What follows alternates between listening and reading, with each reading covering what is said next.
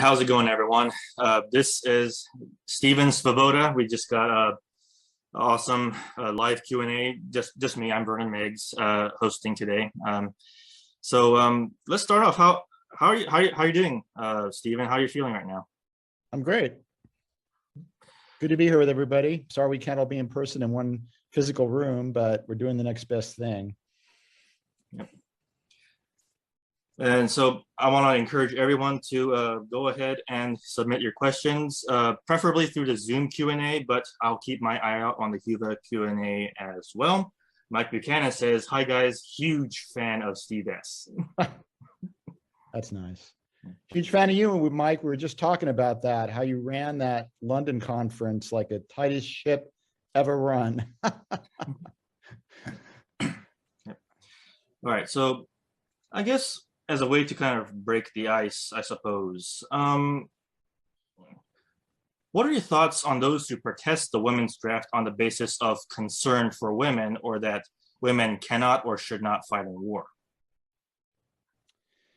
It's a complex issue and it's an interesting one. And I see both sides of it. I mean, I see the side where on average, men are in fact more equipped to be soldiers than women are. And some feminists might bristle at me saying that, probably would, but just the truth. But at the same time, there are men who are not good soldiers and there are women who do a pretty decent job. And that was in the brief that, as we'll get into later, the ACLU Women's Rights Project submitted on behalf of NCFM in the Supreme Court case that I'm talking about now.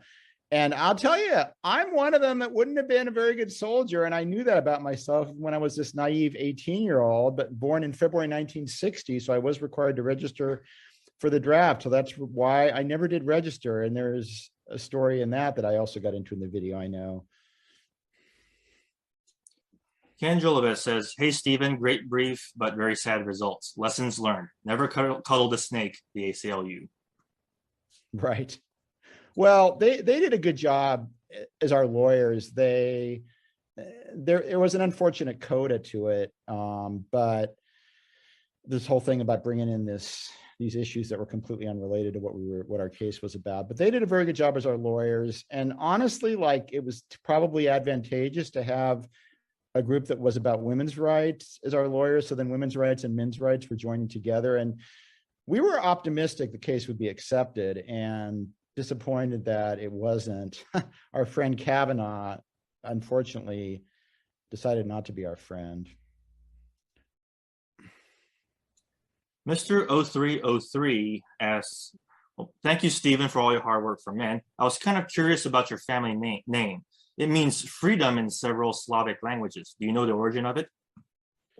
Oh, I'm well aware of that. And proud of it. And I've done a lot of human rights work. I used to do human rights work in Guatemala, grassroots human rights work. And I was actually risking my life when I was doing that. But freedom is an important thing to me. And I've always prided myself on trying to do that. Ironically, one of my sisters-in-law, actually, her last name is Freedom in English.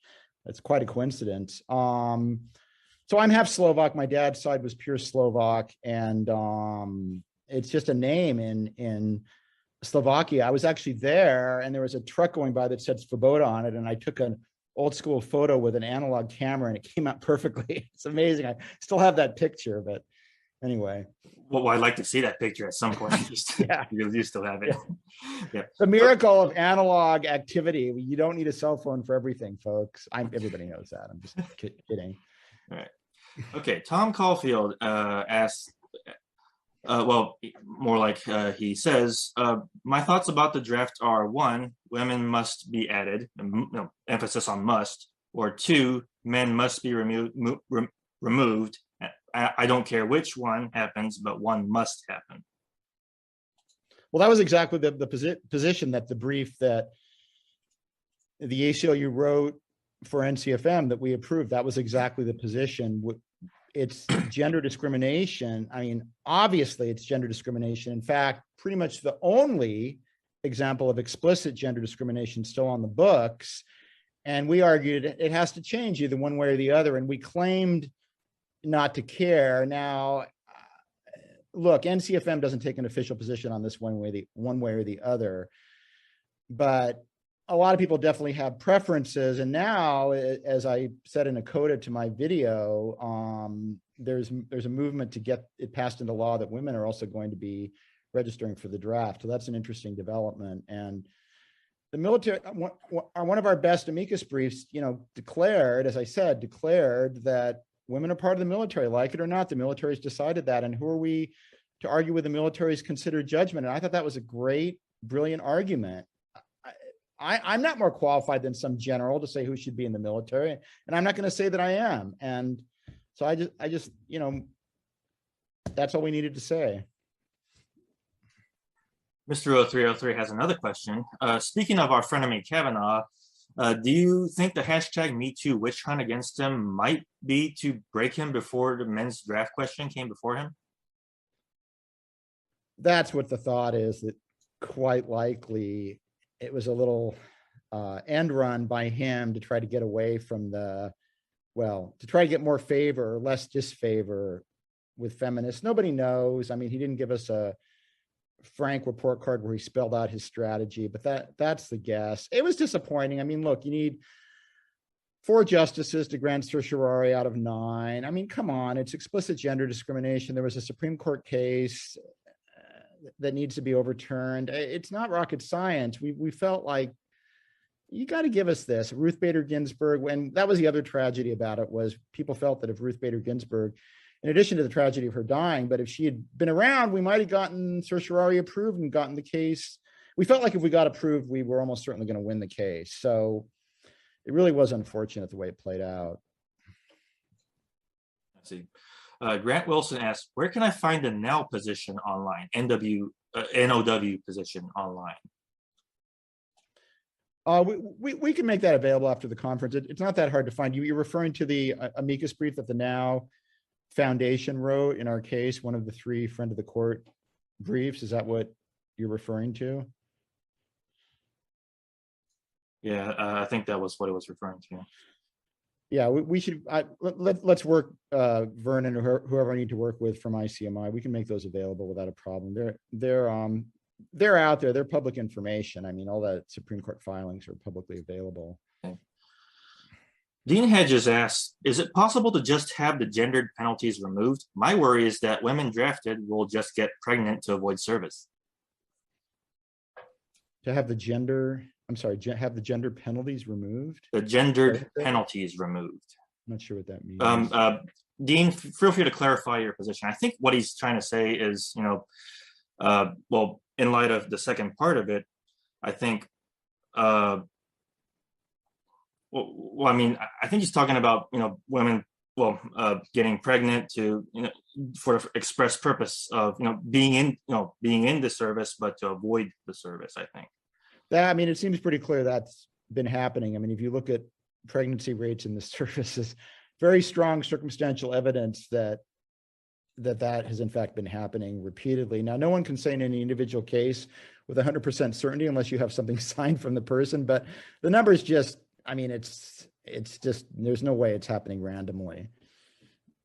Yeah, he did clarify that from not signing up for selective service. So, right. Okay. Robert Samurai asks, will you try again now, given that the awaited legislation did not put this issue through?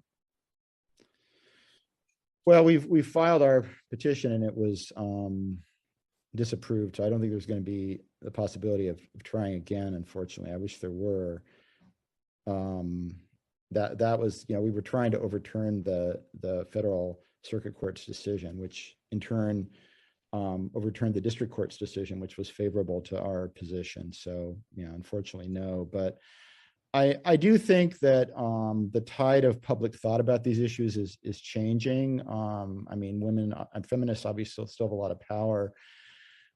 But something like this is such a cut and dried issue, and it's easier for people to sort of see it objectively, I think, than a lot of things. And I don't see how anyone could not see that it's gender discrimination to say that males have to do something females don't have to do. Isn't that the definition of gender discrimination? So, yeah, we've got a list here of 25 men's and boys issues, and that's only one of them. But I think we need to chip away at these things and make progress on whatever we can make progress on. Mike Buchanan asked, Stephen, would you agree that having women fight, he has in quotation marks, fight, on the front line is a recipe for endangering the lives of both of them and the real soldiers, i.e. men? From what I know, and I've read a few books on this topic. I'm certainly not an expert on this topic, but from what I know and from what I know about the men and women I've known in my life and spoken to, and the numerous service people I've known, I hear where you're coming from, Mike, but I don't think it's 100%, 0% thing. I don't think it's really arguable that there are women that have succeeded in the military. I mean, that was in our amicus brief. That's been documented repeatedly by the military. And look, I'll be honest with you. I think they exaggerate a little bit. I mean, I think if you were a lawyer and your job was to show that women have been successful and awesome in the military, the briefs that are written, that brief is sort of like what the lawyer would write. Maybe it is the brief the lawyer would write. I think they've definitely put things in the best light for women being viable members of the military, but I don't think you can really argue that no woman's been a viable member of the military. I think that ship has sailed. You can argue about numbers, and there's no way you're going to convince me that I could go off to war and survive more than 24 or 48 hours on a field. It's just not my skill set. I'm good at other things. I'd be terrible at it. And I know myself well enough to know that, which is again, why I never registered for the draft, despite, as I said in the video, all those semesters where I needed financial aid that is dependent on having said you've registered. So certainly the average man is going to be a better soldier than the average woman, but there's a lot of you can't use that. I don't think you can really use that reasoning. There's things women are better at on average. There's things men are better at on average. We don't want to go back to the days of saying, okay, well then, no men can dance, no men can cook, no women can be engineers. I mean, I don't think anybody really wants to go back to those days. At least not many people. One thing I want to add to that is that some arguments I've heard that that don't bar women from military service, like in general, is that technology for military is a bit better and more operable for both sexes. So that I thought that was a more interesting, more compelling kind of an argument for that. That's really true. I mean, and we had that in our brief too. I mean, the battlefield has really changed these days in a very profound way. I mean, the use of drones, and I forget the number now, but is it 1 in 5 soldiers actually see action as the word is used in the old meaning of the word, 1 in 5 or 1 in 10. It's a small number. I forget what the exact number is, but a lot of military members are not physically risking themselves in any realistic sense of what the word used to mean with regard to military activities. Thanks for reminding me of that. That's a very good point. And that is a point that we made in the briefs. I mean, amicus briefs are written by the people, by the entities that they're from. In other words, the Now Foundation's amicus brief. There were other signatories to it too, but the Now Foundation was the most prominent signatory. They have separate lawyers that do write their amicus briefs, but then, as you might imagine, they get reviewed by our lawyers, which was the ACLU Women's Rights Project, and by me and by the two others working with me for NCFM. And any of us can go back to the lawyers, and we did. It was several rounds of revision until we got something we all felt comfortable with. I just, by the way, those briefs, I know I'm repeating myself somewhat from the video, but those 3 briefs were just so great. I mean, we had 3 completely different entities. We had generals from the military, we had females associated with military, and these different groups and groups associated with underprivileged groups in the military. And all these groups were saying, with different angles, showing different rays of light on the issue, that male-only conscription needed to stop. And one interesting argument that you might not think of right off the bat is that it perpetuates stereotypes of both men and women. It perpetuates ideas men have to go out and be strong and be tough and be John Wayne and kill those people, whoever they are, that are against the U.S. and women man up and die. Yeah, women have to be all delicate and be at home making dinner. Oh, honey, did you kill the bad people? Oh, that's so good. Here's your steaming hot food. And oh, I could never do that, honey. And look, I mean, those stereotypes aren't, it's not true that there are no differences between men and women, for sure. And I would never argue that there are. At the same time, it's a spectrum of what people can do. And there are decorated soldiers who are females. I mean, many. It's thank goodness. I mean, we need all the people that can help us, both men and women, to defend this country. And not that I have necessarily supported every single thing the U.S. has ever done militarily, but that's irrelevant. I mean, if we're going to have an armed forces, we need a competent armed forces by definition. But yes, the battlefield has really changed in a profound way, and it's going to continue changing. So thanks for reminding us of that. Well, Grant Wilson has another question that kind of falls along the same lines. Warfare is going artificial intelligence. Can the changed nature a few years from now be a material change in circumstances in order to bring on the same issue? Well, it will be. It is, and it will be. And that's only going to continue to change.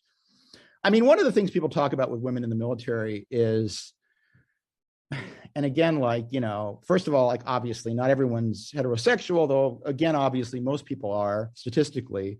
But people talk about rapport and, you know, the effect on, work, you know, armed forces, when you've got these sexual undercurrents that are going to certainly be more prevalent if you've got both men and women fighting. And I can't argue with that. I mean, and I get the point, and I'm sure that's not great for the military. And I'm sure it's something the military has to contend with every day. And it really is a negative force, I'm sure. But what are you going to do? I mean, you're going to try to get women out of the military now and have an all male military again? That's not going to happen. That's never, ever, ever going to happen realistically.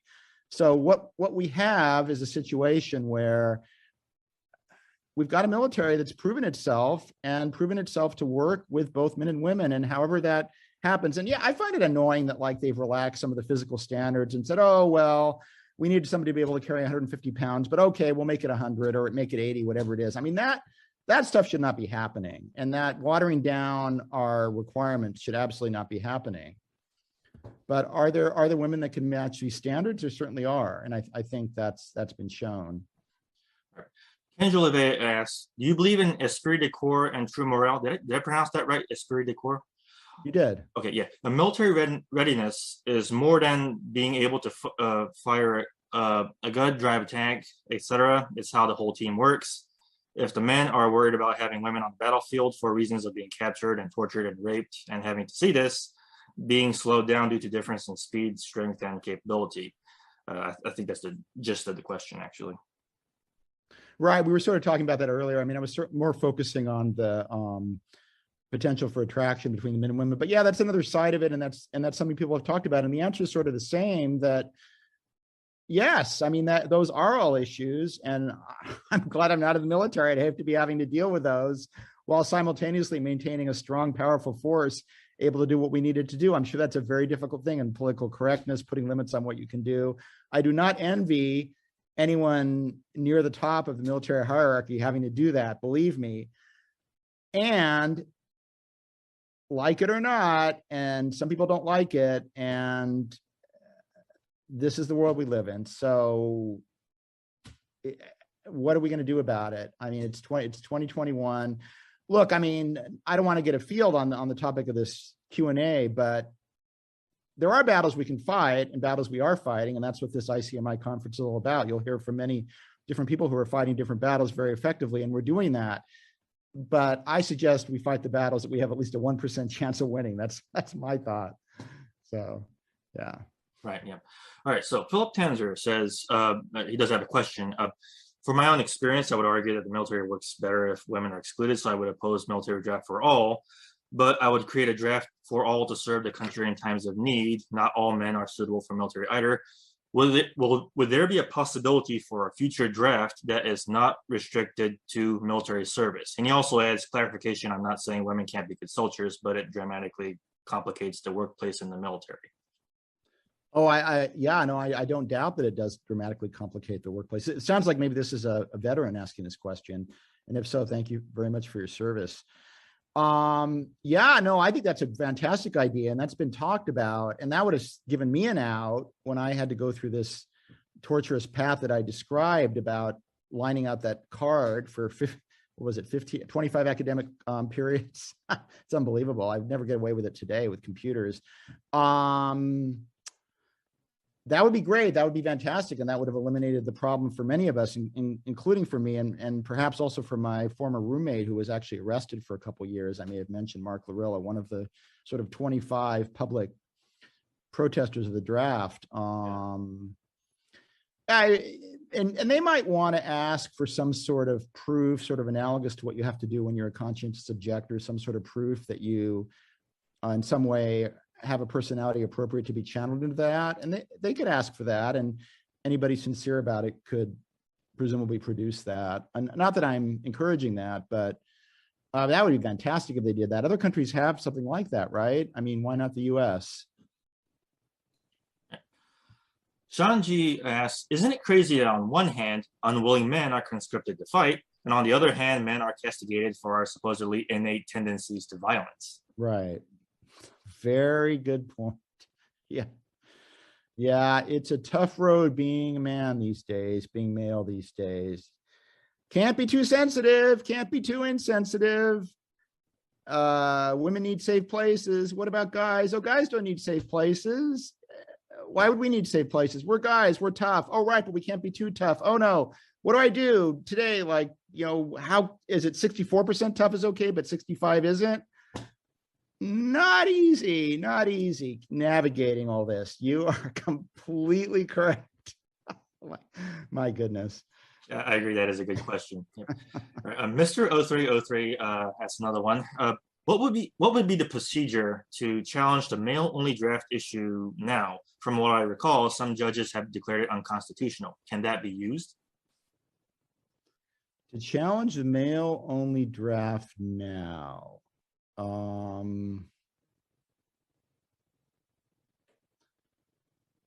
Yeah, I'm not sure. I mean, I'd have to think about it. I don't think I can come up with an answer now. So I'm thinking we need to go on about we've got a federal law saying that there is a military draft, and apparently there's some legislative initiatives to change that to a male and female draft. But until that's done, it's a male-only draft, and that's unconstitutional. But we've just had an attempt to correct that, not be accepted by the Supreme Court. We're not going to get another federal appellate court case that we're going to be able to seek certiorari on anytime soon on this issue, presumably. So that's a tough question. I have to think about that offline. I can't really come up with a solution for that now. I think legislative approaches are probably the most likely to be successful, and they're already on their way. So that's great. Grant Wilson has another question. What about equality of outcome with military personnel numbers, more or less representative of the population? Mandatory 50% female military, even if a draft is needed? Interesting. Well, I don't know what the basis for that would be. To me, like, on the one hand, having freedom as my last name, which isn't exactly the same as justice, but sort of being justice minded, the fairness of it appeals to me. But on the other hand, how do we get there? And then what do we do about all the other things in which we don't have equal male and female representation, namely everything? And I'm not really a fan of all this social engineering. There aren't enough women in STEM. Let's put PSAs, public service announcements, that are really stupid, and have public dollars pay for them. And I mean, even Neil Linden published this book last year called Epiphanies that I had a chapter in, about how I first got awoken to all these issues. And several of the women who contributed to that were saying, and these are like women in their 20s. It's not like women who are even in their early 30s. It's not women who are like 18. And they're like, dude, I never had any discrimination. I never had anybody tell me I couldn't do anything. Like, what is all this chatter going on about? You can do anything. You can be anything you want to be. You strong woman, you go. Like, that's all great. But why aren't you saying to me, don't be a chipmunk. Don't be 5 inches tall. Don't live on the moon. Like, I'm not going to live on the moon. I'm not going to be 5 inches tall. You don't need to tell me that. Don't eat rocks. I'm not going to eat rocks. Like, why don't we stick to stuff that's relevant? Like, feminism is so outdated. Like, Gloria Steinem, like, seriously, No interest whatsoever. I'm interested in the real world. Call me crazy. I'm interested in reality. I mean, that's where people are coming from now. And I mean, I'm 61 years old myself, but I can relate. I can relate. I do have some younger friends, and it makes sense to me. So, Well, since you brought up the moon, I wish the feminists would go there. yeah. All right. So one thing I want to kind of add to the whole to this is that I see this this fight regarding the female draft is more of like a Solomon-esque sort of thing, like it's more like a thought entertainment. You know, kind of like to cut the baby in half, to give a piece to each woman, kind of thing. But right, and then the real mom will say, no, the other woman can have my baby, and right, yeah, discover who the mother is that way. Yeah, sure, right. Because in keeping to the whole freedom idea, like I oppose the draft entirely, personally. But I think this is, in principle, I don't like the idea of citizens just being constricted, because that's, and I think the fight for freedom should be a completely voluntary affair, I think. And I think more encouraged and, made something that you can take more control of in your own right. Because I remember hearing some kind of some quotes from enemies during war that, America has, guns in every corner, every blade of grass. I don't even remember the exact quote of that whole thing was, but the idea is that we are our own homeland security in principle. It's probably not that way anymore, I think, but you kind of get what I mean. Oh, I get what you mean. Yeah, no, I mean, I personally agree. I don't like being told that either. It seems outmoded to an extent, and especially since we have a volunteer, so-called volunteer army now. And I say so-called because some people talk about economic conscription, where people don't have alternatives, and so they're sort of end up more or less forced to follow that route. I mean, nobody's really truly forced, but look, I mean, as a realistic matter, people's options vary depending on a whole bunch of factors. And I used to be a lawyer for poor people, a poverty lawyer. I mean, that was what I did the first few years of my legal career. And these people were my clients, and like they'd get up in the morning and they literally didn't know if they were having dinner that evening. So this is the way some people's lives are, and other people have more options, and other people still have more options, and it really varies. And people forget this, but yeah, no, I agree with you. I mean, it really grates the wrong way to me. And I mean, I guess if you really take it to another level, even a military draft where you have the option of volunteer service for a nonprofit or whatever it is, even that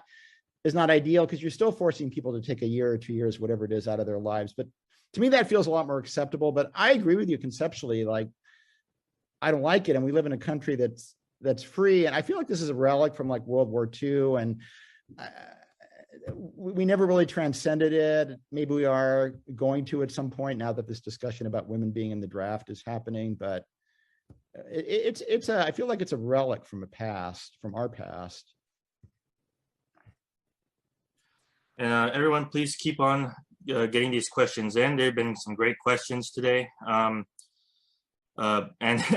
speak of the devil, there is a question right now from Ken Zolderbeck. I totally believe that women should serve their country, but I'm worried that having women drafted into all roles into the military will weaken it infinitely. A military must fight and win wars for their country. Generals have been bought, feminized, and some are woke, and they must obey their leaders, Secretary of Defense, and President. How do you really see things working if we get equality and women drafted with men? I mean, it's a very tricky thing, and there's just, I feel like there hasn't been a discussion. I feel like there hasn't been a discussion about what I'm about to say, and I feel like people are sort of afraid to say it. But look, I have a master's degree in physics. I can't help myself. I'm very logically minded, and at least I try to be. And there's just a part of me that's incredulous. Like, okay, so how many requirements are we going to be adding here? And I don't necessarily disagree with any of it. I mean, maybe I disagree with the more extreme forms of so-called wokeness but look, I mean, hopefully not too many people will disagree that like slavery was a bad thing, and that there were probably consequences that flowed from that maybe affect some Black people even today. Like, that doesn't seem like a crazy hypothesis to me. I certainly believe that myself, and I believe that there's other ways in which other demographic groups have been had prejudice and been oppressed. I don't like that word particularly, but that's the word that comes to mind. And white people, men, whatever, all groups have been oppressed in different ways. And that's the unpopular thing to say. But the thing that people don't really think about, I feel like, is all this stuff exacts a cost. Every time you have a new concern, and all the concerns in themselves may be fine, probably are fine. It's good to be concerned about all the issues that so-called woke people are concerned about. But at the end of the day, it all adds to the bill. And this is what's going on in the military. I don't know how they do it. I literally don't know how they do it. I mean, these generals get up in the morning and they have to worry about female soldiers claiming that they were discriminated against somehow, claiming there was sexual harassment. It was supposed to be tough, right? I mean, their soldiers are supposed to go out there and be on a level with men. And we're told that a lot of them are on that level. And I believe that. But then they should have the same level of toughness in terms of their response to being roused or whatever. And I also believe that a lot of them do. Maybe most of them do. Maybe the great majority of them do. But a few of them don't. And that's where the problem comes in, because a few of those, and look, if you're a general, male or female, you can't have word going on that you're not being sensitive to gender. You got to be sensitive to everything. And again, I'm not saying that's a bad thing, but I'm just saying the more we add more of these requirements, so I guess I'm sort of agreeing with Ken. It's an unstable equilibrium. And how do you manage all this and still keep a fighting force that's going to do its job? I'm sure glad I don't have that job. My job is to write patents for inventors. That is such an easier job than trying to manage all these issues. Oh my goodness. I just can't even conceptualize it. So we didn't get into those issues in our briefs because they weren't relevant to the issue that was being considered. But since my friend Ken raises it, my goodness. All right. Dean Hedges has a question. Do you think women in the military would have a good effect on diplomatic solutions, that war would be less likely? Well, that's interesting. You have to remember it's a subset of women who are able to be soldiers in the first place that you're talking about, not women in general. But I've never done military service, obviously, myself. Nobody in my immediate family has. I certainly know a lot of people who have done. I always thank them for their service so in such a heartfelt way. I think Ken did, actually, Ken Jolivet. But I don't think it's impossible. No, I mean, I'm envisioning the female soldiers that I have known, and of course they're tough and everything. But I think maybe just the way it plays out with the psychology, maybe there's more openness to finding solutions. I wouldn't say just a flat no to it. I mean, it certainly seems possible to me. And I guess that's what some of the women's movement argues too. And it's not impossible that they're right about that, or that there's something to that. I just don't know how you set that off against all the other considerations. There's so many issues that we've been talking about, but yeah. I mean, everybody's got their own skill set, and those skill sets, we all get up in the morning with our complete skill sets. And even if we're out there as a soldier, we've got our histories and we've got our sensitivities and our knowledge bases, each of us. All right, so let's see some more questions here, and thank you guys for like the really, even the heated questions. They're pretty awesome. Yeah, it's great. Yeah. This is actually the most exciting. Which is great. Yeah. All right. So Mike Buchanan basically is asking whether he agrees with the following statement: no woman. Whether I agree. What? I'm sorry. Whether I agree. Whether he agrees with the following statement that he is making. No woman in the UK military has ever passed the physical requirements for tough frontline requirements. These tests are lowered so they can pass them, so men will have to carry more equipment many miles to compensate. The Ruskies and the Chinese are laughing at the Western armies. The West will not risk lives over Ukraine or Tehran. Let's be honest about that.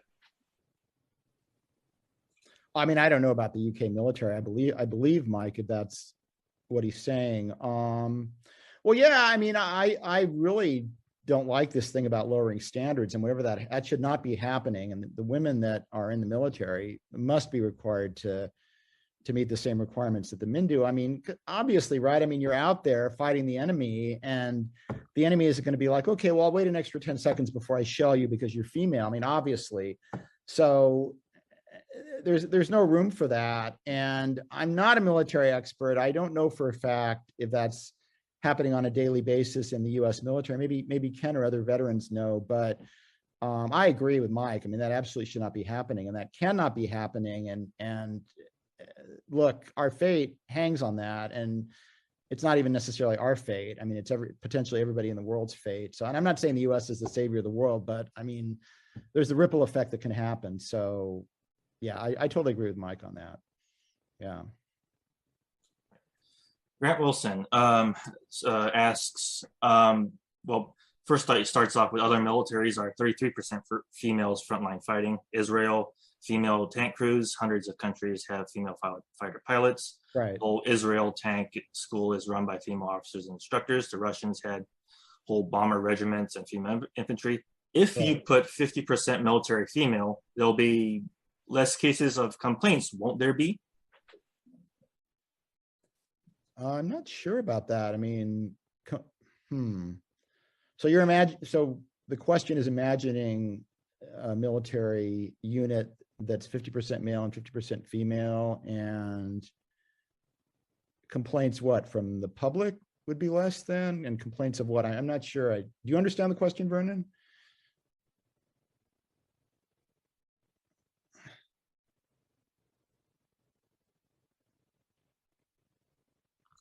Sorry, I'm going through the answered questions and kind of reread the question here. So I'm not terribly familiar with all those statistics right there, but I think the question is just asking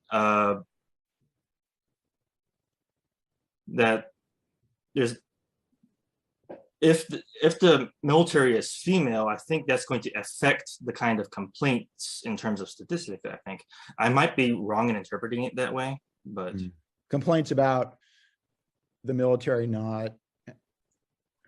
I mean, it's sort of like the complaints you get about there aren't 50% female professors and things like that. I suppose. Grant, feel free to rephrase that question if you'd like.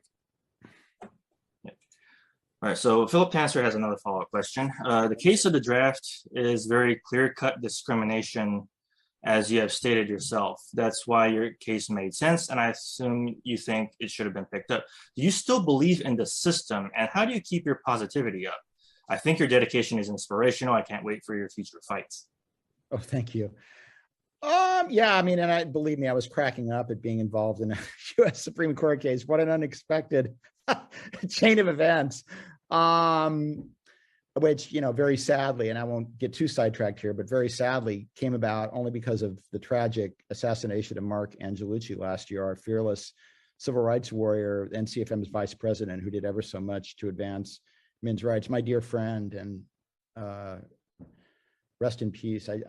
Yeah, that was the only reason why he wasn't doing it. And of course, his death came as a direct result of his activity in this case. His assassin was a lawyer who had terminal cancer and wanted to work with Mark. I knew the guy, and Mark was like, heck no. I mean, it actually used a little more colorful language than that. Mark was a smart guy, and he knew this guy was trouble, and he said no, and no in no uncertain terms that only Mark could use. And tragically it ended up that way. So so back to the try to revert back to, can you remind me the question? I got lost in talking about Mark. What was the question again? Philip's question, you mean? I'm sorry? Philip's question? Well, I was starting to answer the last question and got oh yeah, sure. Yeah, that was Philip's question. Do you still believe in the system, and how do you keep your positivity? All right. Well, that's a funny question. I mean, for many years, I went to law school when I was 28. So until I was 28, I was involved in a lot of different forms of activism, and I never thought of myself as a lawyer. I never thought of myself as part of the system. I thought of myself as sort of outside the system, and sort of kept that perspective to some extent, which may sound odd, but just being the person I am, I kept that perspective to some extent, even going through law school and even afterwards. And I joke about the wonderful world of law, and which of course I don't think is wonderful, but at least not in all respects. And my usual advice to people who ask me for legal advice is avoid the law, settle with this person, speak in a friendly way to them. Do not go to court. Court is bad.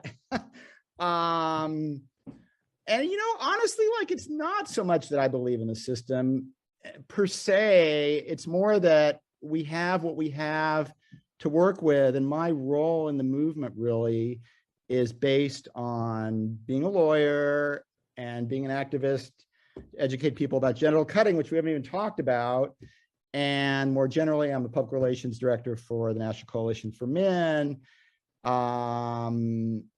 And so if I try to position myself as someone outside the system who doesn't believe in the system, it's sort of a non sequitur. It's like, well, Stephen, why are you here? Like, so it's not that I have this huge belief. And then let me say on the other side, I sort of still do. When I went to law school, I had this naive belief that, okay, the legal system, and I never thought it was perfect, but I thought, okay, there's principles of constitutionality. We have this document that was created in the 18th century that protects us and gives us rights that most other countries don't have, and we can go to court. And it's true, you can go to court if you have wheelbarrows of $1,000 bills. You can go to court and file these cases, or if you find some pro bono lawyer, like if your case happens to attract the ACLU Women's Rights Project, for example. Most cases you don't get your free lawyer. So I may not be quite as much of a believer in the system as I may seem like, but I'm sort of working from the platforms that are available. Or I could just say, okay, we're all lost and everything's a tragedy. But I'm an optimist. I haven't lost that yet. Hope not to. And I hope that sort of unformulated answer answers the question. Well, I hope it does too. We're coming close to like maybe 10 more minutes, I suppose, maybe less of the Q&A. Keep those questions coming and be sure that they are questions. I noticed some people putting statements and opinions in the Q&A. Stephen will not be able to see those. So, and there's another one, a good question from Ken Jolovic. Love your spirit and attitude, Stephen. What's the next move on this case? Oh, well, there's no next move on this case. I mean, this case is over. I think the next move, to an extent, there's the next move. I probably won't be personally doing it, but I'm sure there's plenty of work that can be done on trying to get the legislative initiative through to make sure that men and women are treated equally in terms of military draft registration. And it may be more important than it might seem at first. And look, I mean, it's been a long road. I mean, I became NCFM board member in 1996. I became board member in 1996. I'm the longest standing board member, which I'm proud of. But the other side of it is I'm entering into year 26 here, folks. This is solidly the second quarter century I've been an officer with NCFM. And we made a bunch of progress. Mark Angelucci made a bunch of progress, a huge amount of progress. Harry Crouch is an amazing warrior. He's our president. I don't know how the guy does it, but he's just got an amazing knack. Others contribute for sure. Greg Joseph Chuck, there's a bunch of people working hard. It would have been nice if progress had been a little faster. And of course, there's many others working for genuine gender equality. People all here at this conference and speaking at this conference, and there's several others associated with NCFM speaking as well. It's been a long road, and I feel like things are sort of getting better and getting worse. I feel like the young people, again, they're not now members. They're not buying into this old paradigm. Come on, this is old. This was appropriate in the 1950s. So they're not buying into that. So that's good. At the same time, we don't have 100,000 people coming to ICMI, do we? Or even 10,000. We don't have that. 10,000 would not be a large number, but we do not have 10,000 people coming to ICMI. At least I don't think we do. And it sort of carries over to other parts of the movement, and people don't even know that there are areas where men are discriminated against. If you talk about gender equality in the streets, people think it's all about women. Well, guess what, folks? Women being equal to men means men being equal to women. And men are not equal to women. Family court, health, you know all the issues, genital cutting, fatherlessness, sexual abuse, conscription that we were working on. The issues are all there in front of me. In fact, if I look at that, I'll look at my screen, there's 25 of them. Media bias. I get so tired of it. And I get so tired of new people to the movement. And it's great to have new energy. It's great to have, 20-year-olds, 25-year-olds with stars in their eyes. I remember there was somebody in NCFM who was 21 or something, and I was 55 at the time. We were talking about punk rock, which is great. We were able to connect on that. It's great to have these young people, but it's also depressing because, oh my goodness, all these years and they come in and they just don't understand why we haven't made more progress. And I don't understand either. I feel like we're arguing for something that's so basic, folks. It's not rocket science. Duh. Men have to register for the military draft. Women don't. Okay, well, then the military just corrects it in 1 second. Sorry, we made a mistake. Clerical mistake. Of course, we want men to be equal to women, just like women are equal to men. Of course, that's obvious. Done. Next issue. Oh, there's no men's domestic violence shelters when the Department of Justice says 38% of violence happens to men. We got to fix that. Obviously, instantly 38% of shelters in the country are for men. I mean, that's the way I look at things, but it's not happening. We all know that. So yeah, it's frustrating. Excuse my. That's all right. Yeah. Well, I think that's probably like a good place to close it off right now. I think everybody loves your passion. I know Mr. 0303 does loves your passion. Thank you. Well, let me say one thing. Yeah. I did that video and I was watching it myself and I was like, oh my goodness, I was actually really animated in this. Wow. Like 25 years, I'm not tired yet. And believe me, there are dark moments. It is depressing and sometimes really challenging. And of course, we all know about some of those moments, but yeah, we got a lot of progress to make and we need to keep rocking. And I'm so glad ICMI is here to get us together and help us on our path. All right. Yeah. Well, thank you so much for joining me here, Stephen. I know everybody's, been energized by this particular live Q&A, to be sure. This is a big highlight, I think. Thank you. Yeah. All right. Take care. All right. Take care. All right.